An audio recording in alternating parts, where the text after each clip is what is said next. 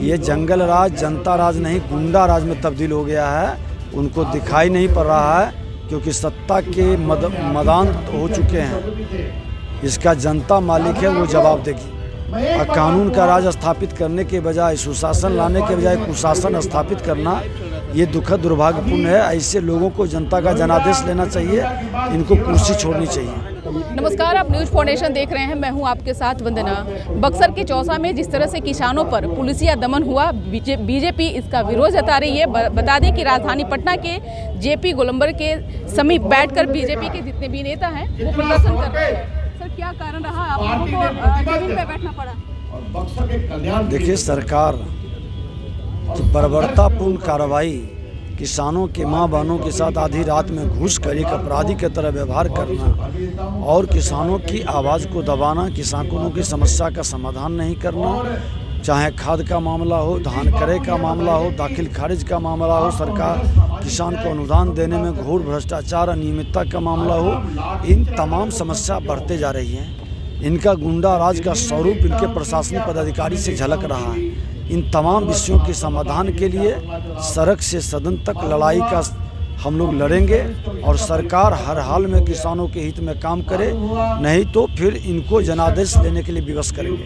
लेकिन सवाल यहाँ पर यह है कि जिस तरह से लगातार नीतीश तेजस्वी ये दावे कर रहे हैं कि बिहार में सुशासन की सरकार है, तमाम चीज़ें सही चल रही हैं। अरे जंगल राज के पुरोधा को तो सुशासन ही नजर आएगा। और मुख्यमंत्री ने जब जनता राज कह दिया तो उनका और मनोबल बढ़ गया है। ये जंगल राज जनता राज नहीं गुंडा राज में तब्दील हो गया है।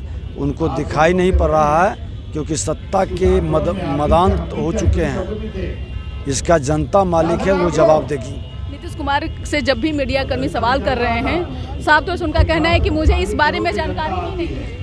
उम्र का प्रभाव है या गृह विभाग उनके जिम्मे है, उसके बाद भी उनको जानकारी नहीं है, तो फिर पद पर रहने का उचित क्या है? तो आप लोग क्या मांगते हैं? देखिए, इस तरह के गैर जिम्मेदार कुर्सी के लिए इस तरह से समर्पण और कानून का राज स्थापित करने के बजाय, सुशासन लाने के बजाय कुशासन स्थापित करना, ये दुखद दुर्भाग्यपूर्ण है। ऐसे लोगों को जनता का जनादेश लेना चाहिए, इनको कुर्सी छोड़नी चाहिए। अंतिम सवाल है कि जिस तरह से आप लोग विरोध लगातार जता रहे हैं, चाहे वो सरकार हो या फिर जो भी बिहार में मुद्दे हो रहे हैं, लेकिन फिर भी सरकार के कानों तक नहीं पहुंच पा रही है। इसलिए कि उनको अब कुर्सी की चिंता है, बाकी कुछ दिखाई नहीं पड़ रहा है। न कानून का राज, न सुशासन, न जीरो टॉलरेंस भ्रष्टाचार में। ये सब उनके सिद्धांत विहीन राजनीति का परिणाम है। तो सुन रहे थे आप कि क्या कुछ कहना था बिहार विधानसभा के नेता प्रतिपक्ष विजय कुमार सिन्हा का। साफ तौर से इन्होंने कहा कि जिस तरह से बिहार में गुंडा राज और सुशासन की दावे करने वाले सरकार को यह पता नहीं है कि बिहार में क्या हो रहा है, तो उम्र का ये तकाजा जो है अब नीतीश कुमार पर दिखने लगा है। बता दें कि जिस तरह से बक्सर के चौसा में किसानों के ऊपर जो पुलिसिया दमन हुआ, लगातार इसका विरोध जताया जा रहा है। लेकिन जिस तरह से राजद के नेता सुधाकर सिंह जो कमान संभाले हुए हैं किसानों का, तो एक तरफ सुधाकर सिंह खुद सत्ता में रह करके किसानों के हित की बात कर रहे हैं, दूसरी तरफ बीजेपी अब सड़क पर उतर चुकी है। तो क्या लगता है कि आगे आने वाले समय में किसानों के जो फायदे की बात की जाती है, किसानों के हित की बात की जाती है, तो क्या सही में किसानों को वो हक मिल पाएगा? जिस तरह से नेता आपस में ही लड़ रहे हैं, आपस में ही उलझ रहे हैं, तो क्या ऐसे में किसानों को न्याय मिल पाएगा? ये तो देखने वाला विषय होगा। फिलहाल इस पर बस इतना ही। सहयोगी अभिजीत के साथ न्यूज़ फाउंडेशन पटना।